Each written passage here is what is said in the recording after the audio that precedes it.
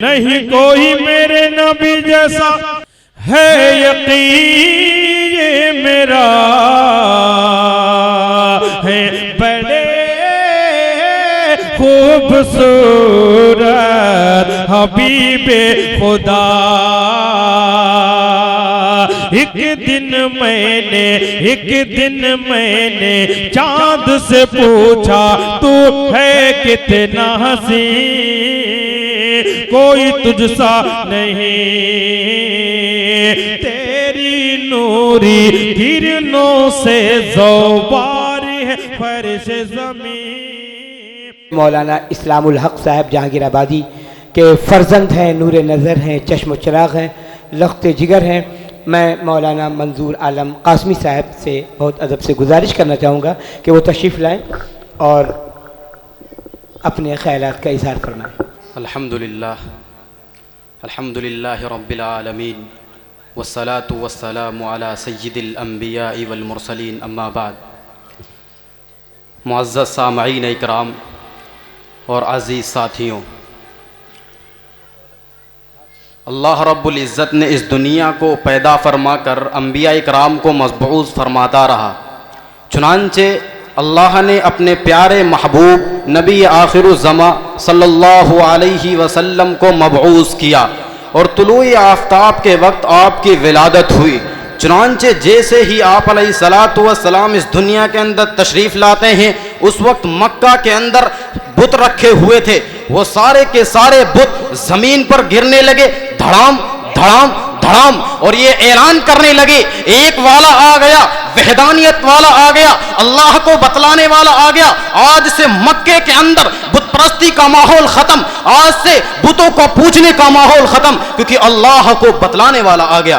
چنانچہ آپ علیہ السلام طلوع آفتاب کے وقت دنیا کے اندر تشریف لاتے ہیں، ظلمت اور ضلالت کو ختم فرماتے ہیں۔ چونکہ عرب کا یہ ماحول ہوا کرتا تھا کہ جب بھی کوئی بچہ عرب کے اندر پیدا ہوتا اس کو باہر تربیت کے لیے بھیج دیا کرتے۔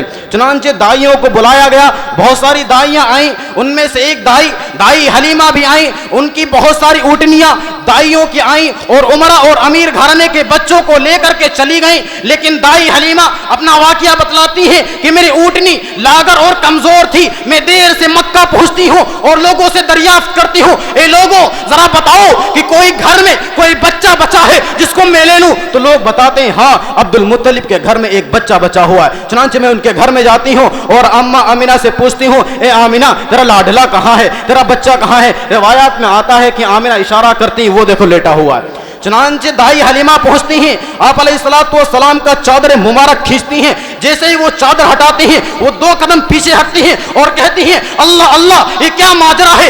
آج تک میں نے جتنے بچوں کو دودھ پلایا، جتنے بچوں کی میں نے پرورش کی، ان سب بچوں کے بعد میں قسم کھا کر کہتی ہوں اتنا حسین و جمیل بچہ میں نے آج تک نہیں دیکھا۔ امی آمینہ پیچھے کھڑی ہوئی تھی، کہتی ہیں اے دائی حلیمہ تم نے کیا دیکھا؟ میں تو مکہ کے ہر گھر میں جاتی ہوں، اتنا حسین و جمیل بچہ میں نے نہیں دیکھا۔ عبد المطلب کھڑے ہوئے تھے، کہتے ہیں اے آمینہ تم کیا جانو، تم مکہ کے ہر گھر سے جاتی ہو، ہر گھر میں بچوں کو دیکھتی ہو، میں تو اطراف مکہ جاتا ہوں، میں ایک تاجر ہوں، مکہ کے باہر جاتا ہوں، مدینہ جاتا ہوں، ہر گھر میں جاتا ہوں، لیکن اتنا خوبصورت بچہ میں نے آج تک روئے زمین پر کہیں نہیں دیکھا۔ حضرت جبرائیل بازو میں کھڑے ہوئے تھے، وہ کہتے ہیں خاموش ہو جاؤ، سب لوگ خاموش ہو جاؤ، تم نے تو صرف مکہ اطراف مکہ کو دیکھا، میں نے دنیا کے اللہ کے حکم کو ایک ایک کونے میں پہنچایا ہے، اتنا حسین و جمیل بچہ میں نے دیکھا ہی نہیں۔